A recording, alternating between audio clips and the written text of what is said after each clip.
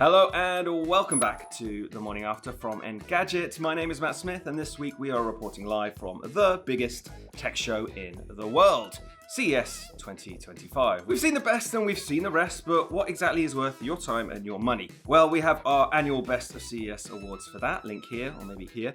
But what underlying trends were there? And I hate to say the word trends. Thankfully though, I won't be talking about AI. Now let's get straight into it after the swirly graphics thing. Now, I don't know why this is the year everyone is going hard on innovating with robot vacuums, but here we are. First up, Roborock, which is a Chinese manufacturer, has unveiled a new robot vacuum with a foldable robotic arm. Its OmniGrip has 5-axis movement and can lift small objects like socks and dog toys, anything in fact up to 300 grams. It marks objects it can lift while cleaning the floor and then circles back to pick them up when it's done. It'll even clean areas under the objects on its second pass. That is attention to detail. Then there's Dream's new robot vacuum model that doesn't have an arm, but it can climb stairs. However, for that climbing ability, you'll have to pay $1,699. The same company is also working on a robot vacuum with an arm too, for picking up objects with a hardier looking arm, although we didn't see it in action. Then there's a SwitchBot K20 Plus Pro, which does sound like a killer robot, but it's a robot vacuum that just wants to try to do everything. And it's quite big, but otherwise looks like a typical robot vac. It has a connector on top that will support a wide array of attachments and even appliances. SwitchBot even says it can carry and move around up to 8 kilograms of weight. And the peripherals themselves are substantial. We're talking about things like an air purifier, a security camera, even a laundry basket.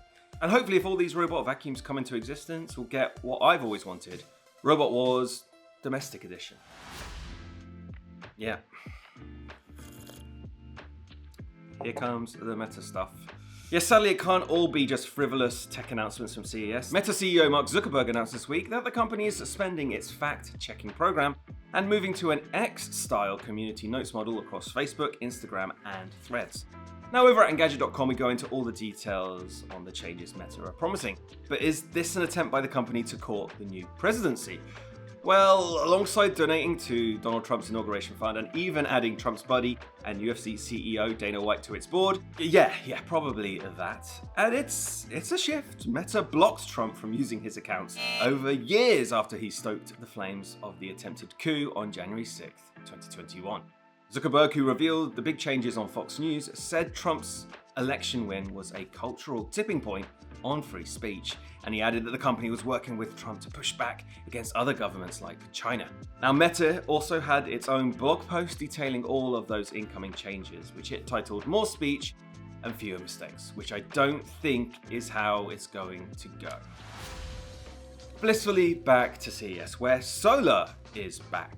Not that it ever left. No, plenty of companies interestingly had a lot of new solar technology to reveal. Jackery revealed new curved solar shingles in both terracotta and obsidian, or black, colorways, designed to match the most of the common house styles in the US.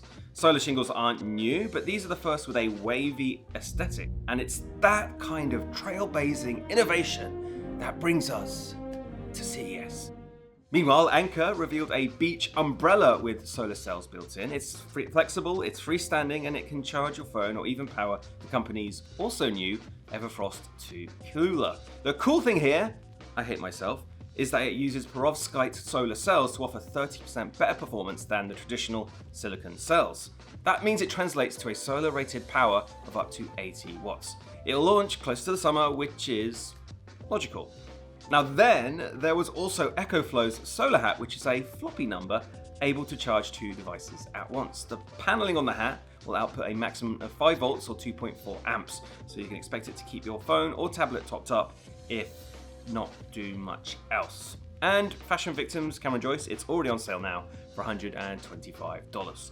And this also marks the start of my favourite part of Engadget's CES coverage, compromising pictures of our editors looking goofy in technology. Oh, hey Sherlyn. Sorry for that jump scare. And that was your morning after. Thanks once again for watching, liking and subscribing. We'll be having a little break next week, but we'll be back soon with even more of the latest technology news. Have a fantastic weekend.